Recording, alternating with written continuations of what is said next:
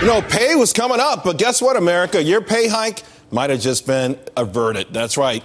And, well, you can thank the grand ambitions of the White House who are hijacking or would love to hijack corporate profits in the name of social justice. Now, there's no doubt that somebody making $455 a week should not be eligible for time and a half if they work that much.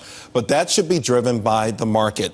Now, that said, President Obama wants to take the exemption level to $984 a week. And I can tell you right now, that is just not going to work. In fact, such a hike would slam the retail and restaurant business big time. In fact, if mandating that overtime pay would affect 2.2 million workers in those two industries alone, cost close to $10 billion. And of course, that number reflects what we call a passive reaction. That's if businesses just said, OK, we'll accept the new rule.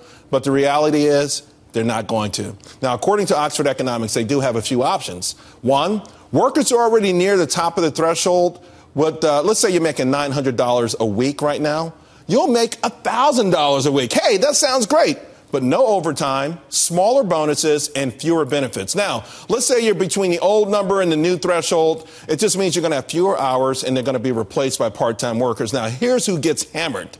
Let's say you're a worker at the bottom of the pay scale. OK, this is Jane. Right now, she makes $11.50. She works 40 hours, 5 hours of overtime, not time and a half, but just let's say they do pay her overtime. Her weekly paycheck would be $517. President Obama comes through and forces businesses to do this. Jane's hourly wage is going to go to $11. She'll get time and a half, but when it's all said and done, she doesn't get much of a raise after all of this. It's never going to work. By the way, what if they knock this number to $10.50? What if they knock it to $10? What if it was $9.50? You get the point. All right, guys, more executive orders, more interference with the free markets. And I guess a lot of people think it's being the champion of the worker, but I don't think it is. Joining us now from Nashville, Cpayne.com news director Scotty Nell Hughes. All right, Scotty, welcome to the panel. And just want to know, what do you think about this new overtime proposal? Well, I'm beginning to think that President Obama thinks of the business community sort of like a canoe, and they're wondering how many holes can they drill in it before the canoe absolutely sinks. First, it was Obamacare on the shoulders, and they're saying you have to give health insurance to every single one of your employees. Now it's this saying you're going to have to pay for overtime. The problem with it is it doesn't make sense. As you just pointed out with your math, Charles, doesn't make sense for the employee, but much more, it doesn't make sense for the employer. And all it does is encourage people to hire less and sit there and make sure that they're making those people work harder, but they're hiring part-time workers. The math never works out in these type of situations. Now, Matt, we all do the math, and we all kind of know, and there's been white papers on this for a long time.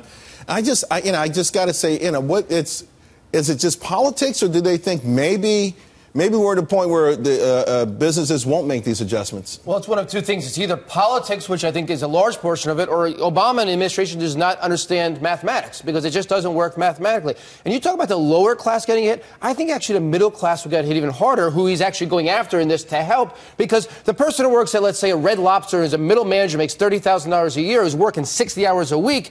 They're going to get knocked down. I mean, they're going to get knocked down, and they're not going to get that work overtime anymore, so they're probably going to make even less. And that's going to hurt the middle class all around. Although you just said something, right? And I think that this is where the Obama wins the public relations war. You know, people get these titles now, the supervisor, the branch manager, and you're making $30,000 a year, and all of a sudden you're white collar. It's not, they're giving you a title, but I think a lot of people say, I'd rather have the cash.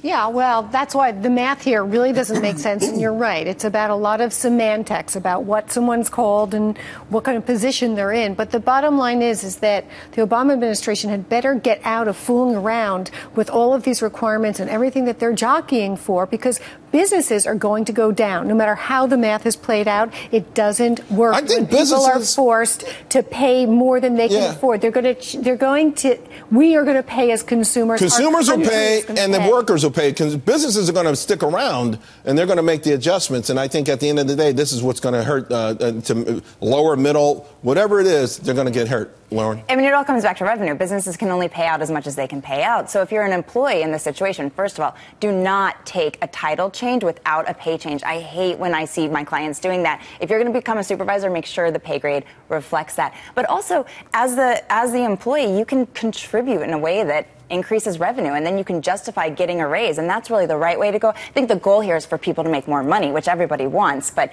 the government coming in and regulating it's not going to solve the problem. Yeah, it's sort of like everything else. I think there's a natural evolution to things, whether it's us adopting solar power 1,000 years from now instead of tomorrow, or people making more money because the economy is doing better and the business is doing better. Look, the economist who proposed this to the president ought to be sued for malpractice. This has never worked in the history of the world, wage and price, these sorts of things. I mean, remember whip inflation now during the Nixon and Ford administrations? When the government tries in any way to dictate or control wages or prices, it always fails. Always fails, always will.